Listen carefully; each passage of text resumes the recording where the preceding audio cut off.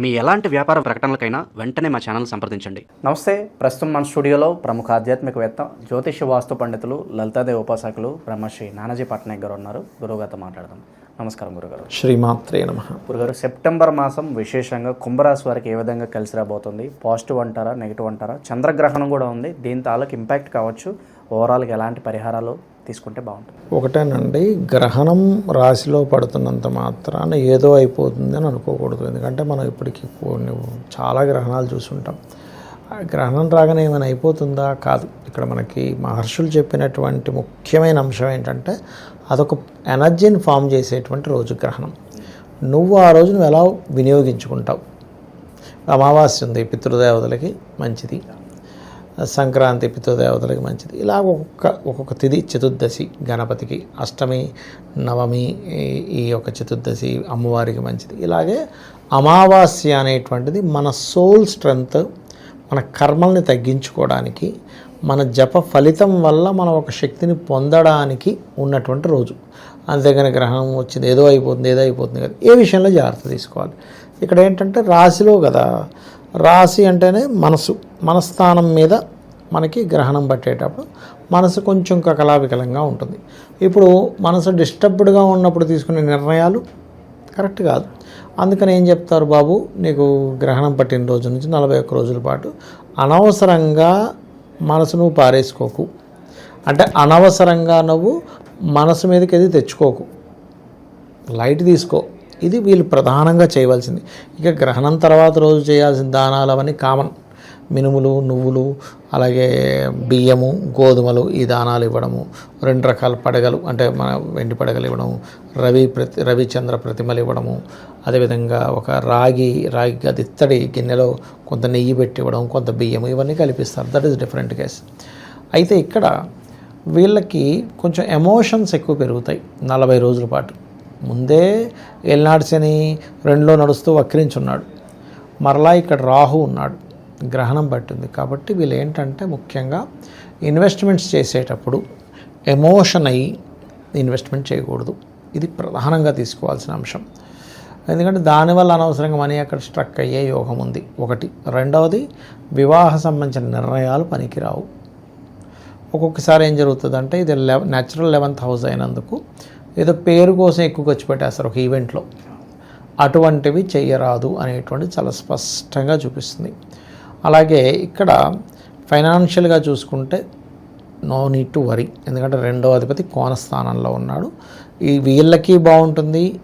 ఇందులో ఈ రంగాల్లో ఉండే టీచర్స్కి, లేకపోతే లెక్చరర్లకి, కన్సల్టెన్సీ సెంటర్స్ వాళ్ళకి, వీళ్ళందరికీ బాగుంటుంది. వీళ్ళతో పాటు వీళ్ళ సంతానానికి కూడా ఏదైతే ఫైనాన్షియల్గా, కెరీర్ పరంగా వీళ్ళు ఎదుగుదల కోరుకుంటుంటారో వారికి కూడా అనుకూలత ఉంటుంది, అందులో ఎటువంటి డౌట్ లేదు. ఇక వీరి యొక్క సిబ్లింగ్స్ విదేశాలకు పంపించాలనేటువంటి ప్రయత్నం ఫలిస్తుంది వీళ్ళ సిబ్లింగ్స్కి చెప్పాలంటే, అదొకటి. కాకపోతే ఇక్కడ 4వ అధిపతి 6లో ఉన్నాడు, కర్కాటక రాశిలో ఉన్నాడు. సో ఎప్పుడైతే కర్కాటకం జలరాశుల్లో ఉన్నాడో ఇక్కడ పర్టికులర్గా ఇది ఏదైనా గృహం విషయంలోని, వాహన విషయాల్లోని కొద్దిగా జాగ్రత్త వహించాలి. ఎందుకంటే శుక్రుడు 6లో ఉంటే ఈ వివాహము, లేకపోతే స్త్రీలతో అనవసరమైన తగాదాలు, మేనమామ వరుస వాళ్ళతో ఉండే ఆ ఇంట్లో ఉండే స్త్రీలతో అనవసరమైన తగాదాలు, ఎందుకంటే 6th హౌస్లో ఉండే ఇది కదా. సో అటువంటి విషయాల్లో కొంత ఇబ్బంది అనేది చూపిస్తుంది.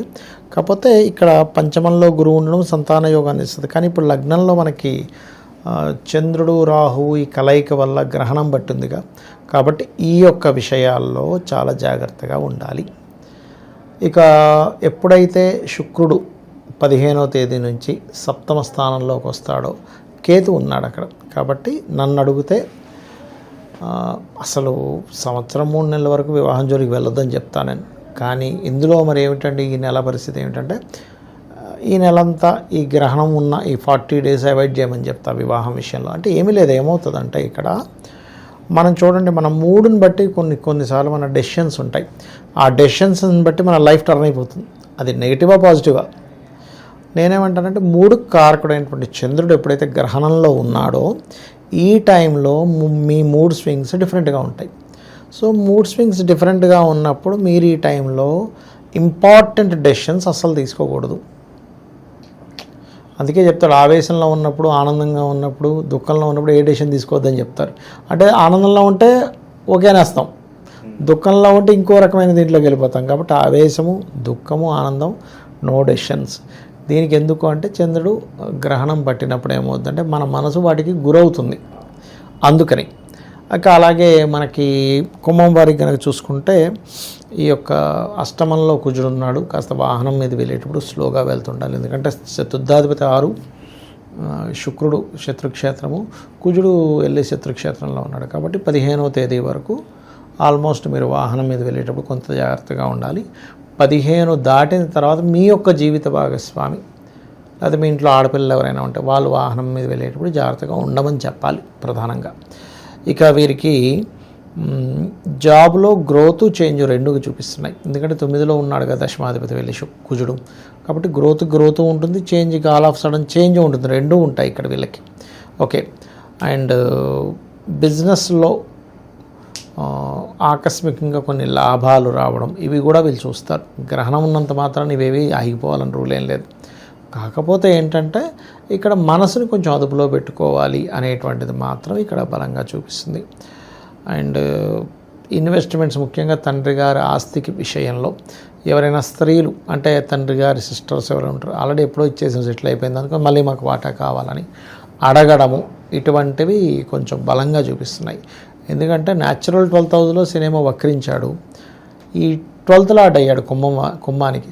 ఎప్పుడైతే కుంభానికి 12th లార్డ్ అయ్యాడో తండ్రాస్తి, ఈ తండ్రాస్తి కారకుడు 2లో ఉండి రాహుని కలుస్తున్నాడు.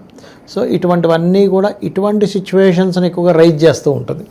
కాబట్టి ఈ యొక్క విషయాల్లో జాగ్రత్తగా ఉంటే వీళ్ళంతా దత్తాత్రేయుడి ఆరాధన, దుర్గాదేవి యొక్క ఆరాధన, వీలైతే గోవులకి కాస్త ఈ మినుములతో చేసిన పదార్థాలు లేకపోతే మినప వడల్ని అమ్మవారికి సమర్పించబడిన అందరికీ పంచడము, ఇవి కూడా చాలా మటుకు వీళ్ళకి ఒక రకమైనటువంటి భయం నుంచి బయటపడేస్తుంది.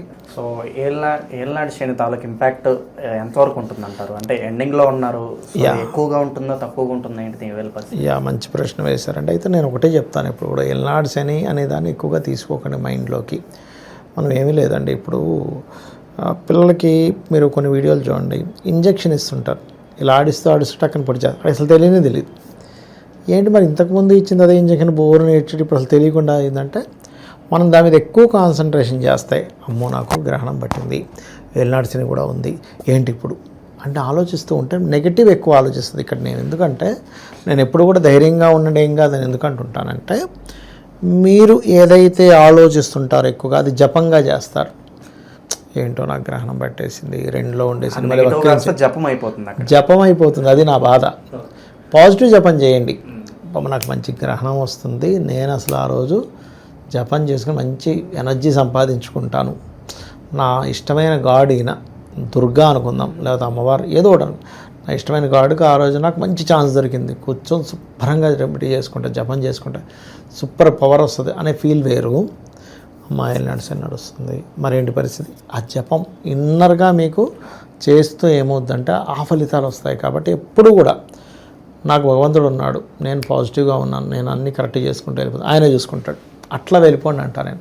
అదొకటి చూసుకుంటూ, ఏళ్ళనాడు శని ప్రభావం 2లో ఉండి వక్రించాడు కాబట్టి ఇది కొంచెం లగ్నం మీద అంటే ఏమిటి, బద్ధకం, పెండింగ్, వర్క్ లేట్ అవ్వడాలు ఇవి ఇస్తూ ఉంటుంది, ఇవ్వదని కాదు నేను చెప్పట్లే.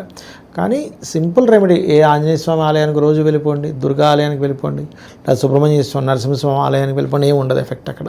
సో ఓవరాల్గా సెప్టెంబర్ మాసంలో కుంభరాశి వారి పరిస్థితి ఏ విధంగా ఉంటుందో చాలా బాగా వివరించారు. ధన్యవాదాలు. శ్రీమాత్రే నమః.